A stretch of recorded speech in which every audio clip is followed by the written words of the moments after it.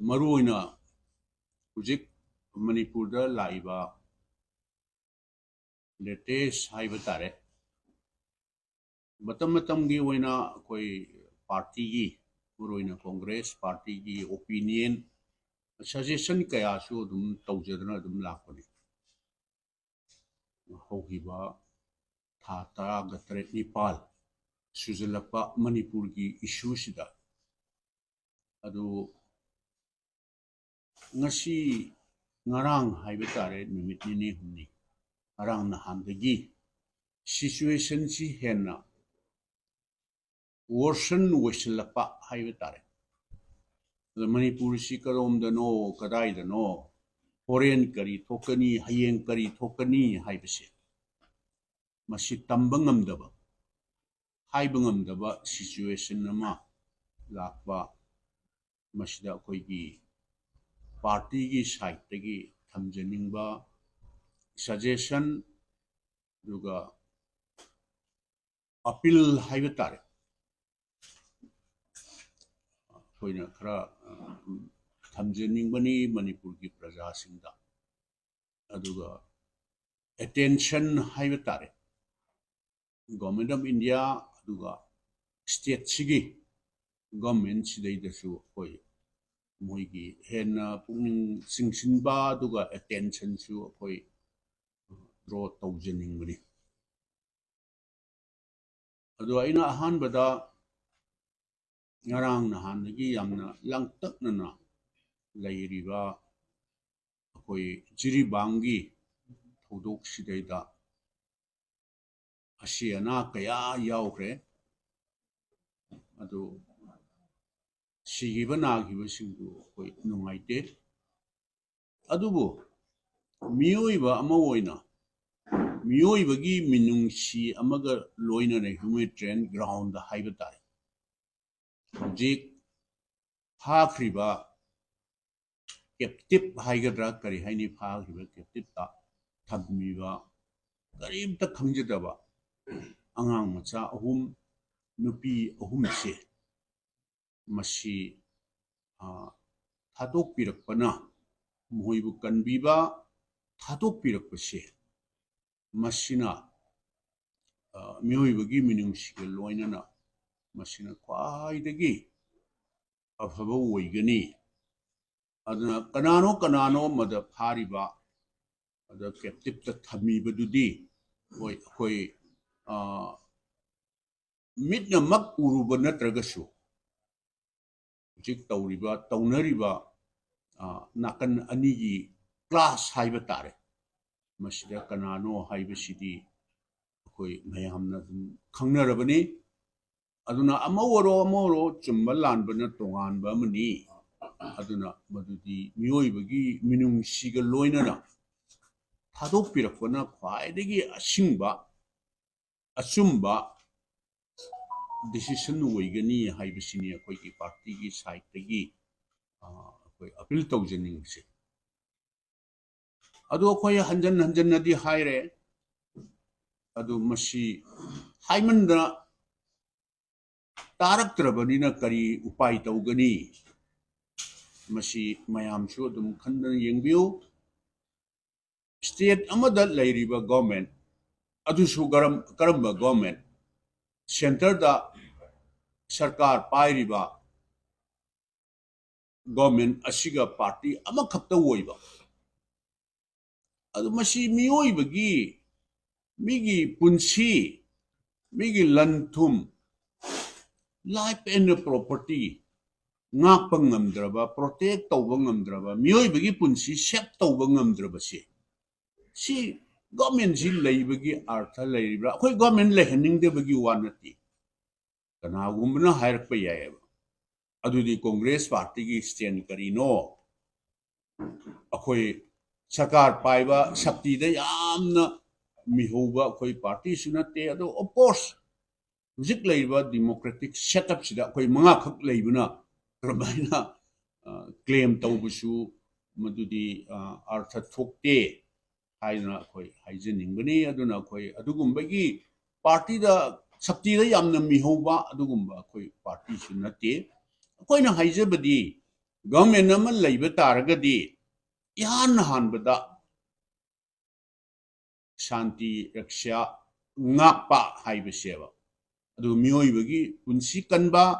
aduga migi life property ngakpa kanba haibesi government amagi aidi tawam thokpa thabak ne khali whomsoever any party congress na sarkar paiba targasu bjp na paiba targasu ahanba primary taxe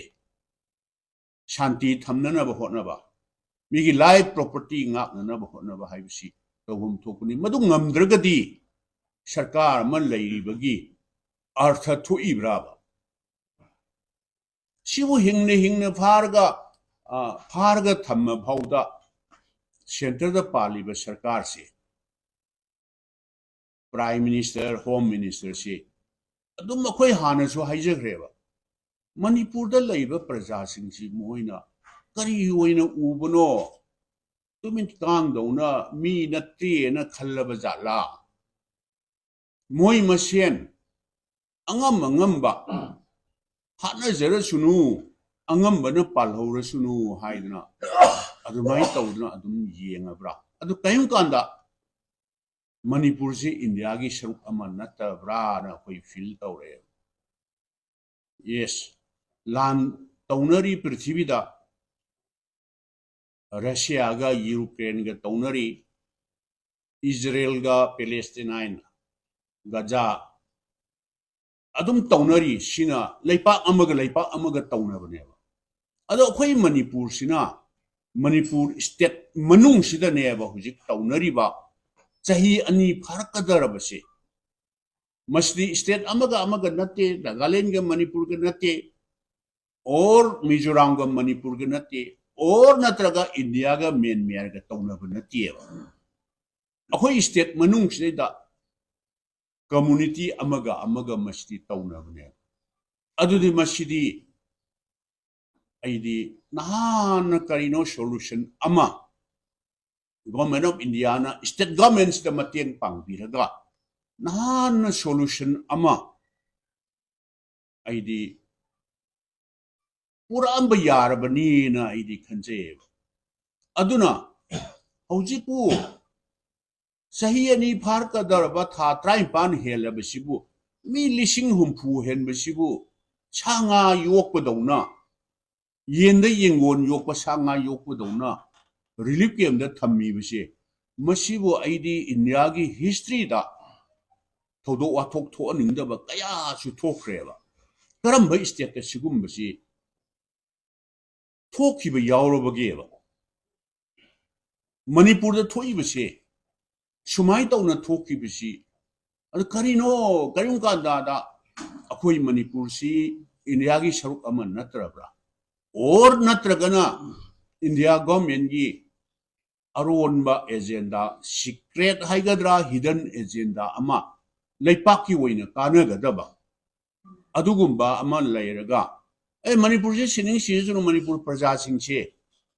yes nation सिगी फनी हाई तारबा state सिगी फनी हाई तारदी अखोई मैम लोइना सैक्रिफाइस तौथोसु याय अद करिनो मोइना येंगिबा खल्लिबसि करिनो अदो अखोइना थाजेजबा हाइबा तारे गणतंत्र चटपा डेमोक्रेसी चटपा लेपाक्तदी आइदी वायोलेंस की मफम लेते वारी सानरगा वारोइसिन वरननबा अदु नतना आइदी वारी अतै अतोप लेगनेन आइदी थाजदे इवन पृथ्वी द थोंगनरिबा लेपाक तोंगान लेपाक सिंग द तौनरिसे सिभावदा वारी साननबा नोंमै कापा लेपननबा हाइना अपील क्या तौनरिबसिने अदुमाई तौदना अखोई कनागुम्बनसु दुम सजेशन तौबसु यावे करिनो सिदैदा रूलिंग ऑपोजिशन गा अदुम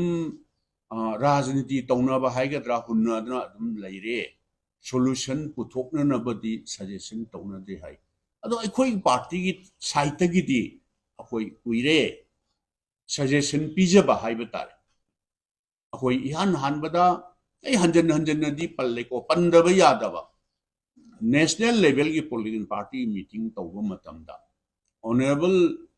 Home Minister Shri Amit Shah ji da ai suggestion tawjabane ba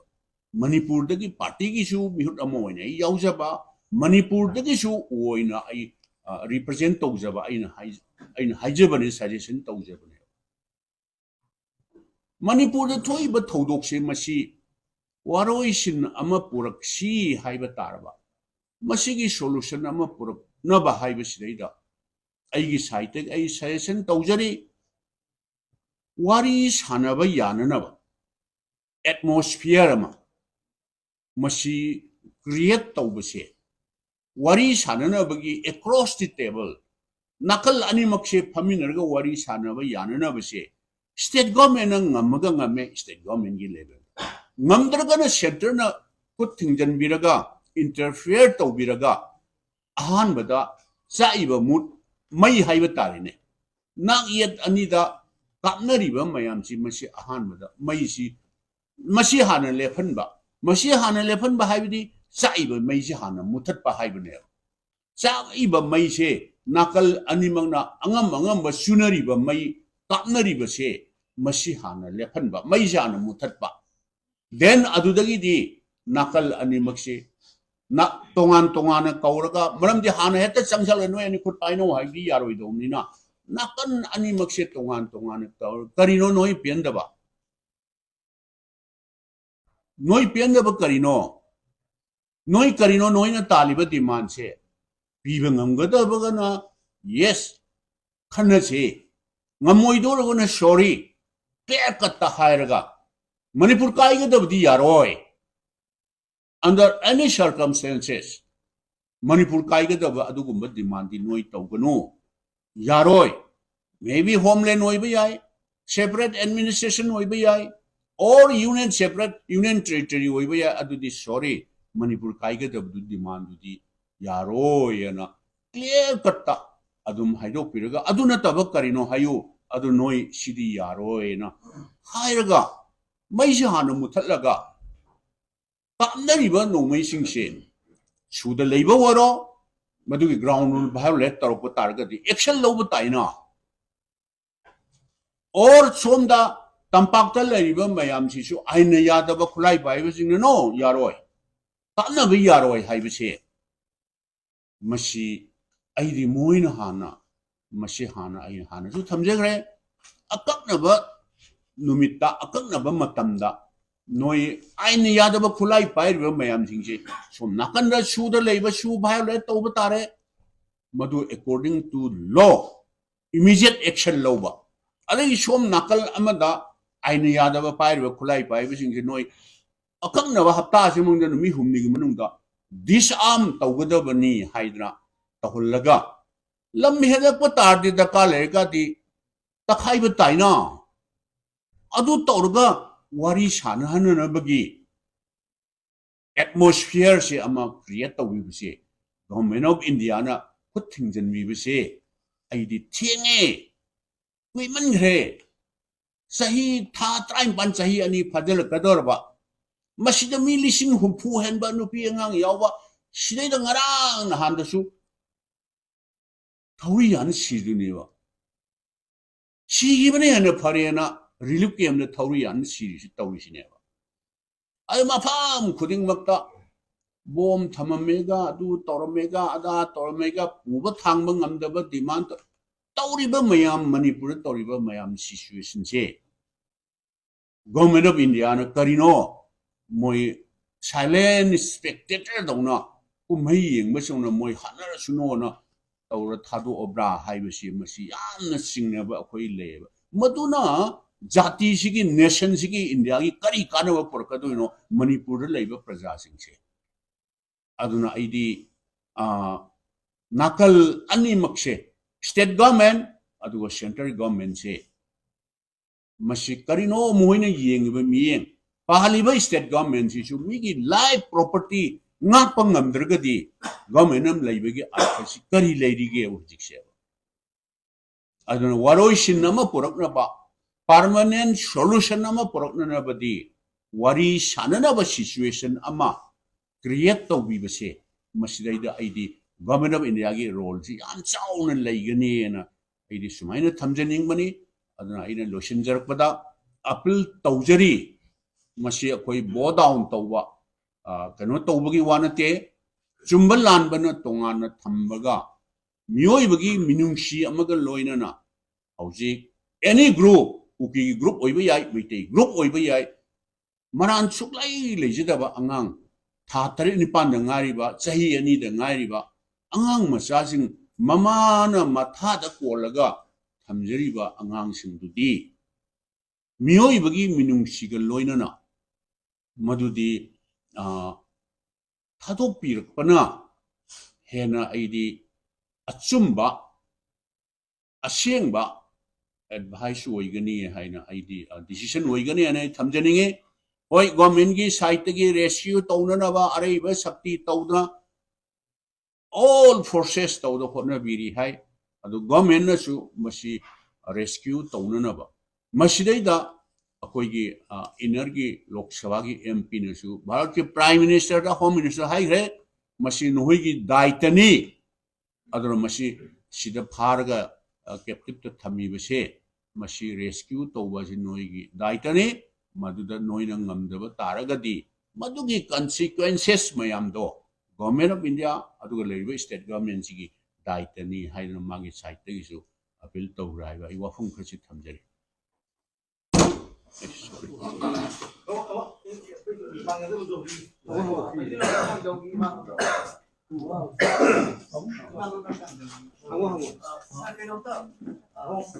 Central leaders sing hai tare. All India Congress Committee le Delhi Delhi da. LOP matao Manipur ki usu puri film sikina ta da ti central leaders sing hai tare party ki hoina. Sidani ti debate to biraga moi ki side ki kari local lamda ya ba thawak adu matang di wari sana bi le ba state congress ki magi. Khoi adum nungti gi hai tare Delhi basis ta adu khoi gi president na su khoi na su adum from time to time adum loina communicate tawna ba ngaktani aduga khoi gi side gi su moina kaine yauraga adu yamna lubase akhoi masi hanjan hanjan haire di harakani ama akhoi party side gi su India bloc ki side gi su Manipur gi situation se Manipur se utang kanbiu Manipur ki problem se utang solve tawna na ba tawbiu haina honorable prime minister unagi thama khayam hene leiba unaba supi pide akhoi di lai thodra leiriba sarkar jigi moigi party machine ne ba sigi minister sing mla sing phauba unagi haide appointment pide adagi leiriba state sigi chief minister sinasu it is his responsibility sigumba crucial oiba matam sidari magi ada chatpagi moida haijabagi darka oide chief minister office tagi sigi Manipur ki crisis issues hai masi solve tawnana bagi all political party opposition ki mayam ga loina na appointment umta pbu na sidagi adum akhoi ki government ki matamda any issue chief minister office ni chatpa darka oidi ba akhoi si delegate si singje opposition si yauna or kanu akhoi yauning bai wanate ko karigumba darka lerga di haibane ba ado si yauna khoi appointment pbu maramdi propose di sigini hairga appointment lowde appointment pida chuno ba pida bang matik na tieba adu su ngoi lowba ngambra su ngamde let us forget about prime minister ki visit ti lairna visit tawbio jo ada akhoi AICC ki site gi kara khan haire moida mayam ni su dum khangbiram gane hujik su inauna hangi ba question do koi adum president ne kaine akhoi mayam tawrga on daily basis ta sigi development mayam je nu communicate tawi adu moina su center da ngarang makta su tawi dune ba khoi gi energy mp na prime minister da home minister da si manipur thui thoduk se masi noi gi daita ni noi gi sidegi leithok tu chatpa yaroi na do khoi su karigumba ikai bu ikai re ba prime minister da unagi appointment piu haibji ikai bu ikai re ba hujik su akhoi ready ne ba hujik leiriba constitutional head haiba tare governor ji hujik phobr chire laiti center gi seriousness si yeng biro asam ga siga dual charge torga akhoi si phagi dona ba kasunati haina khanna governor ji sida laiti asam da lei akhoi nga sai mut khanari ni ngrang ni khana bne ba khoi ba governor से अनक governor से हाँ उनरसीरा prime minister की appointment लौनब तौसी governor से उनरसी है he is out of the station Manipur से कई खनबीदब मालेब तौरी मवों मता सेवा